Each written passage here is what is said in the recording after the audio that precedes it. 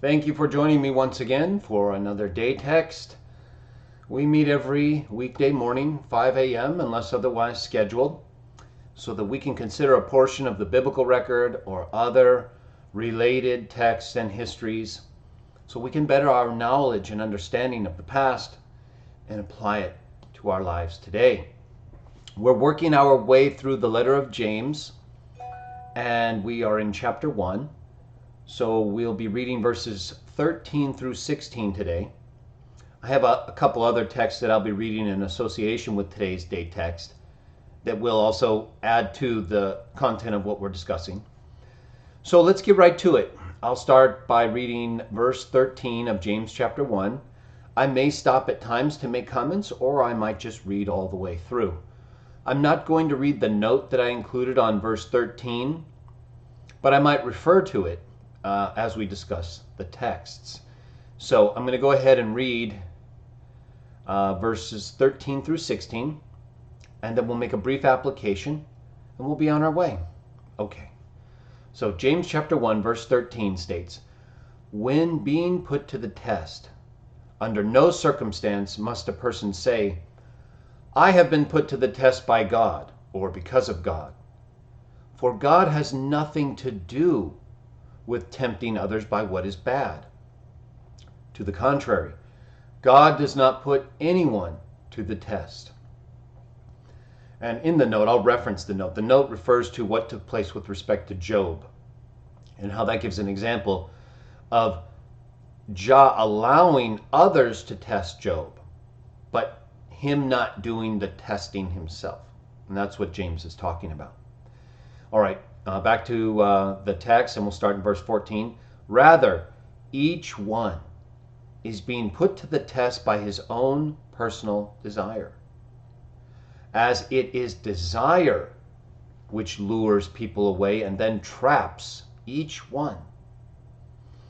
Verse 15. "Moreover, the desire then gets to a point where sin results. Then after the sin takes place, it brings forth death." Verse 16, "You must not be deceived, my beloved brothers." So remember, sin is doing something Jah did not make you to do, and that is actually against what he made you to do. So it's not like just having a choice over something that's an option. It's choosing the option that is against the options you were made to choose. And so that's why it has a consequence. That's why it brings forth death. It's not just one of the options we get. It's the bad option. It's the wrong choice that has a consequence, even if it seems like it has some temporary benefit. And usually it seems like it does. But it's not the momentary pleasure. It's the after effects. And all of us are subject to this. So we should be helping each other get through these difficult times. But in today's world, you're fortunate if you have anyone who actually understands and who practices these things. Even, in fact, I would say, in my experience, most often, I find the so-called Christians are the worst. They're the worst. And I say that because they know better, or should know better than anyone. Yet I find these are the ones that are the most judgmental. I'm talking about so-called, okay? We can't determine who really is a Christian or not. I'm talking about the ones who openly proclaim themselves to be Christians in those ways, but who are the least forgiving and often the most judgmental. But just because they claim to be a Christian doesn't mean they are. So we shouldn't blame Christianity or Jesus because people run around and pretend like they follow him but really don't. That should be expected. But what other non-Christians do, see, I can identify the fact that I often have to deal with this from my so-called fellow Christians. But I don't abandon Christianity or abandon Jesus just because a bunch of people are failing to do the things they're supposed to do. We all fail, but I'm talking about the ones who have a habit of judging and making it more difficult for others when they as Christians are supposed to be making it more easy, forgiving, and helping. So it's a strange contrast today. And that's why we have to be careful. That's why even Jesus didn't go to the religious leaders of his day. They were the ones with the temple of Jah. They knew the law of Moses and the prophets, but they weren't following them. And they were making it harder on all of the people through their religious authority. And that's exactly what we have today, more or less. So we have to be cautious. It's our desire which traps us. Now you may say, well, okay, how can he say here that God doesn't put anyone to the test when we know that we go through these various trials and tests? Okay, well, I already referenced, and I referenced in the note, but I referred to it in our discussion, Job, the account of Job. So you recall that Job was acting in the ways that he believed was right, and that he had approval from Jah, but that the devil took notice of him and tested him to the extreme, and Jah allowed it, because Job was not a perfect man. None of us are perfect. We all deserve to be tested and ultimately to die in this world because of the extent to which we are sinning and allowed to sin with the consequences that face us all. Very rare cases where people like Enoch were taken up, but that was long ago, during a time when there was likely less sin, being closer to the time of Eden. So here now we're in a condition where we have developed and I would say devolved in the sense of our morality or our ability to stand strong, but we can still do it. And so even though we're quote unquote more technologically evolved, more morally, I think we have just as much, if not more, difficulties as we've ever had. So the key is not to try to justify the mistakes we make. The key is to be open and honest with them. Because when you're open and honest with them, then Jah will accept you and forgive you. And anyone else who doesn't, they bring upon themselves the very same condemnation that they're holding out against you, because they've either done the exact same thing or worse. And so they bring upon themselves their own judgment that they hand out to others. Now let me share a couple other texts. I put these in the description below. You can read them on your own. But let me go further with this idea of God not testing us and exactly how our trials, therefore, come about. Okay, so we talked a little bit about Job and that account and how that shows us that it's not God who brings the test. He allows the test because we all are in a world where we're making choices in ways where he's not going to protect us and keep us from making decisions that show whether or not we're going to do what's right. We can be forgiven and we can receive life again, but our condition right now requires either some kind of purification like you saw Isaiah go through in Isaiah 6, when in the vision where he was speaking to Job, the angel touched him with the red hot coal, and it was like a purification took place so that he could be in the presence of these things taking place. You know, unless something like that happens temporarily, or we are given some kind of empowerment that no longer allows us to be as susceptible to desires in some ways. You can go through various periods where the Holy Spirit is infused within you in ways where you're more able than normal to resist things. But otherwise, we're going to face trouble or difficulty, and at times we're going to make mistakes. Okay, that's normal. That's who we are. But it doesn't mean that we have to then magnify our mistakes or promote them. Hey, look at this, great sin I did over here. Check it out. We don't magnify our mistakes. They're bad. They're not the things we want to promote if we're trying to do what's right. Other people, they don't care. That's their way of life. They want to promote it. Go. Fine. Let them have it. Look at the past. Not one single person has benefited through an excess of pleasure or sin or things that aren't in line with Jah, and that ultimately just end up causing you more pain in this life than the pleasure they provide, in addition to likely preventing you from having life again if you're so determined to accomplish sin that you're not ever sorry about it. But let me share with you a couple other texts. So in 1 Corinthians 5:5, Paul is talking about how even the Christians at that time were committing fornication in ways unusual to even non-Christians. And he gives the example of a man who took his father's wife, took one of his father's wives. So that was considered by Paul extremely offensive. You're not supposed to do that. Take as a wife one of your father's wives. And we'll talk about having multiple wives in another episode. But the Bible does not condemn multiple wives. It says that overseers should not have more than one wife because they cannot therefore manage the affairs of the congregation effectively. Since they have so many wives, they have to also manage. But of course, if you're a family with multiple wives and people and you have essentially your own congregation, then you're effectively managing people and your family at the same time. But as you grow, there's no way you're going to be able to manage an entire family in a congregation if you have multiple wives. And in this world, I don't even know if having one is a great idea. Remember, Paul said, in addition to commenting about these types of unusual fornication, he said that he recommends that people don't get married because of the tribulation. And by marriage, it's not necessarily a formal ceremony like we do today. It's just taking the person into your home and living with them continuously. So he recommends not doing that, and I understand completely. We're all physical creatures, so it depends on whether or not you can find a good wife or a husband. But let me get back to the point. So I'm setting that up. That's why Paul wrote what I'm going to read to you.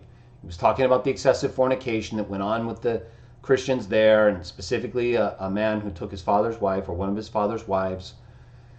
And so I brought that up so that I could explain better this verse 1 Corinthians 5:5. Remember, we're talking about how God allows tests to occur without actually being responsible for the test himself. So 1 Corinthians 5:5, Paul says, he's talking about the man who took his father's wife.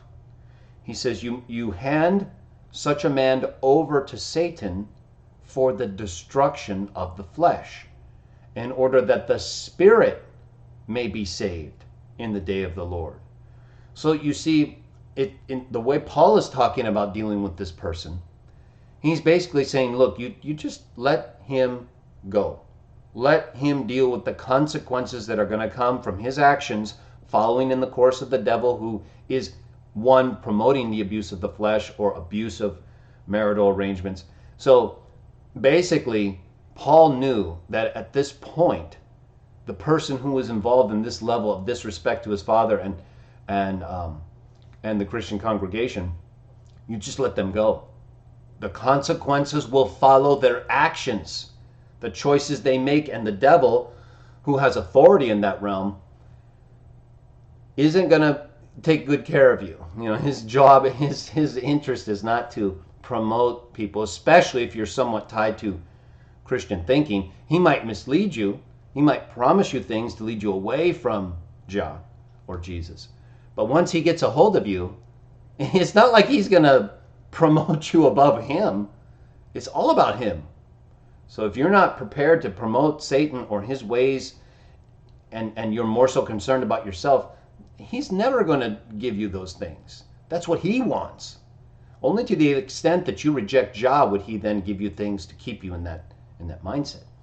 But see, Paul knows, just like Jah knew when he handed over Job to Satan, that each person will be tested by the one who's already actively testing us. And then in the course of that testing, Jah and Jesus will respond to the person being tested and either help or let them go, depending on what they're doing and how they respond and how they act towards Jah or Jesus and the devil under pressure. So that is how these tests take place, without Jah actually putting the test on the person. And another text I want to share that I put in the description, 2 Thessalonians 2:11 and 12, he says, he's talking about the man of lawlessness and its establishment through the operation of Satan once again. And he says, that is why God lets an operation, I'm reading 2 Thessalonians 2:11, that is why God lets an operation of error go to them, that they may get to believing the lie. Verse 12, in order that they may all be judged because they did not believe the truth, but took pleasure in unrighteousness. That's the test right there. So he allows these errors or spirits to come to us or to the people being tested. to see whether or not we believe the lie or we believe the truth, to see whether or not we'll take pleasure in unrighteousness. Hey, look at this. This is great. Come along. Or whether or not we'll reject it. No, that's not right. I made a mistake. I have to go back and go this way, or it won't last long. That's what's taking place. That's what we're dealing with almost every day, depending on our circumstances. So when James says, when being put to the test, let no one say I've been put to the test by God, it's true. He doesn't actively, as God, come and test you. He allows those who are already testing us to test us further or not. Just like with Job, and just like you have here in these examples involving Paul and the Corinthians and the Thessalonians.